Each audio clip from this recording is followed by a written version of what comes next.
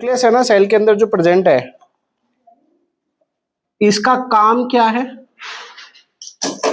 Nucleus जो होता है उसका काम क्या होता है?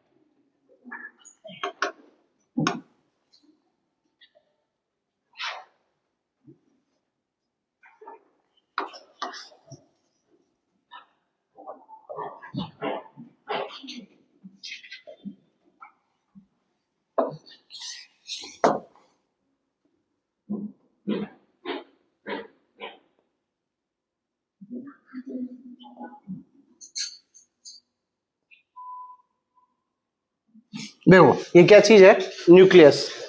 न्यूक्लियस का काम क्या है? कंट्रोल करने का। क्या करने का? कंट्रोल। जैसे घर पे कंट्रोल करता है कौन? पिताजी।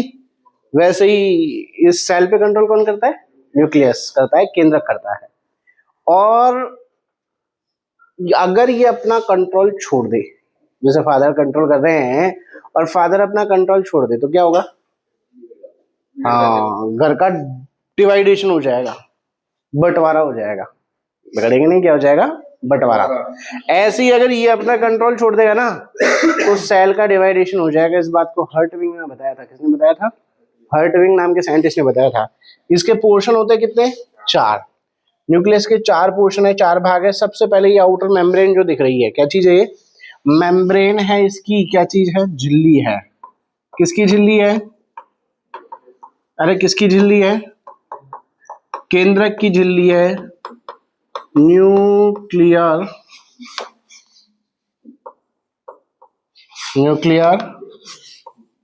मेम्ब्रेन कहेंगे इसको। क्या नाम देंगे इसको? न्यूक्लियर मेम्ब्रेन नाम देंगे। दे दिया क्या? अच्छा एक बात बताओ, जो अभी अभी ये बता रहा था ना, आगे बैठाइए, क्या बता रहा था कि जब पिताजी ज्यादा खर्चीले होते हैं तो फिर घर पे कंट्रोल कौन करता है? मम्मी जी। ये कोशिका की मम्मी जी। नाम है इनका क्या? न्यूक्लियोलस, यानी केंद्रिका। क्या नाम देते हैं इसको? केंद्रिका कहते हैं, न्यूक्लियोलस। और न्यूक्लियोलस का काम क्या है? पहला फंक्शन पता चल गया, न्यूक्लियस पे कंट्रोल करने का। मम्मी का काम क्या? पापा पे कंट्रोल का। तो इसका काम क्या है? न्यूक्लियस पे कंट्रोल करने का। दूसरा, ये क्रोमोसोम्स जो होता है ना, क्रोमोसोम्स गुणसूत्र, कभी देखा है क्या? कहां देखा? झूठ ले। क्रोमोसोम्स है। इस क्रोमोसोम्स के 2 भाग होते हैं, एक आधा भाग, दूसरा। और आधे आधे से मिलकर के क्या बनता है? और दोनों आधे आधे भागों को बीच में से एक पॉइंट जोड़ता है जिसका नाम होता है सेंट्रोमियर। क्या नाम होता है? सेंट्रोमियर। और सेंट्रोमियर के फॉर्मेशन का काम जो है वो कौन करता है? अरे कौन करेगा? न्यूक्लियोलस करेगी, मतलब केंद्रिका करेगी। क्लियर है क्या बात? अच्छा एक काम और करती है ये, कौन कौन सा? राइबोसोम्स होते हैं क्या? राइबोसोम्स। इन राइबोसोम्स का फॉर्मेशन भी यही करती है अपने अंदर। कौन? न्यूक्लियस। न्यूक्लियोलस कौन करती है? कौन? केंद्रिका करती है। तो कितने काम भाग है इसके? 4। सबसे पहला बताया क्या? न्यूक्लियर मेम्ब्रेन, झिल्ली। और झिल्ली मतलब बताया था ना कल, दीवार है। और दीवार का क्या काम होता है? प्रोटेक्शन का, ट्रांसपोर्टेशन का और शेप प्रोवाइड करने का। तो ये सारे काम वो करेगी। चंद्रकांता, ये दूसरी जो है वो क्या चीज है? क्या चीज है? न्यूक्लियस केंद्रिका है। और ये क्या काम करेगी? क्या ये क्या काम करेगी? ये इस केंद्रक पर, इस न्यूक्लियस पर क्या करेगी? कंट्रोल करेगी। साथ ही ये क्रोमोसोम्स है गुणसूत्र, उसके सेंट्रोमियर का फॉर्मेशन करेगी। और साथ ही साथ क्या बनाएगी? राइबोसोम्स को बनाएगी। फिर अभी आपने पतंग उड़ाई होगी, 14 तारीख को उड़ाई थी ना? हाँ, तो वो धागा उलझ गया तो उलझ गया, ऐसे रोल कर दिया। बताओ उसको सुलझा सकते हो क्या? नहीं सुलझता ना। ऐसे ही यहाँ पर एक उलझे हुए धागों का एक गुच्छा होता है जो कभी सुलझता नहीं है। ऐसे इसका नाम होता है क्या? क्रोमोटिन नेट।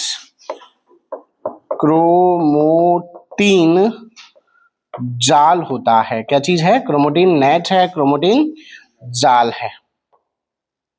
इस क्रोमोटिन जाल को फॉर्म्स करने का काम, इसको बनाने का काम जो है वो कौन करता है? अरे कौन करेगा? ये अपने अंदर ही है। अच्छा ये जो है ना क्रोमोटिन जाल, ये किसको बनाएगा? डीएनए को, और ये ही बनेंगे इससे आगे चल के। कौन? डीएनए और आरएनए। नाम तो सुना सुना है ना। डीएनए का पूरा नाम डीऑक्सी राइबोस न्यूक्लिक एसिड, और आरएनए का राइबोस न्यूक्लिक एसिड। पढ़ेंगे अभी अपन, है ना। साथ ही साथ इसके अंदर भरा होगा एक, यस,